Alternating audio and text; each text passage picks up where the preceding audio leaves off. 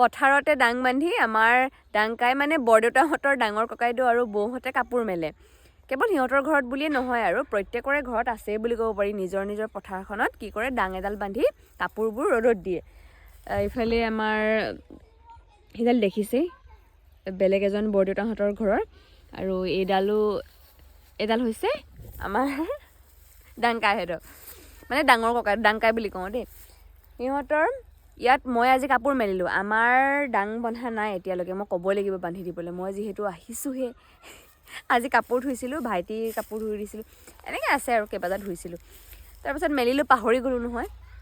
সদায় যিহেতু মেলা নহয়, আগতে মেলিছিলোঁ, কিন্তু মই বহুত দিন ঘৰত নাই। মায়ে চিঞৰি আছে যে কাপোৰখিনি সোনকালে চপা, হিম পৰি আকৌ আগৰ দৰে তিতি যাব এতিয়া। সোনকালে নেহি, বেলি পৰিলেই সেইফালে। মই এতিয়া চপাবলৈ আহিছোঁ, কেতিয়াবা হৈ যায়। আজি দিনটো মোৰ কেনা লাগি আছে, পৰিলেখা মোবাইল লৈ এইবোৰ কৰি থকা দেখিলে গালিয়ে খাম আকৌ।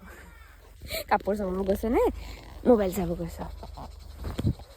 আজি দিনটো কেনা লাগি আছে, ৰুমলৈ যাবলৈও নাপালোঁ, স্কুললৈও যোৱা নহ'ল। ৰাতিপুৱা ওলাইছিলোঁ যাবলৈ, কিন্তু গাড়ী নাই, বেয়াও লাগিছে। ওলাই ঘূৰি আহিব লগা হ'ল।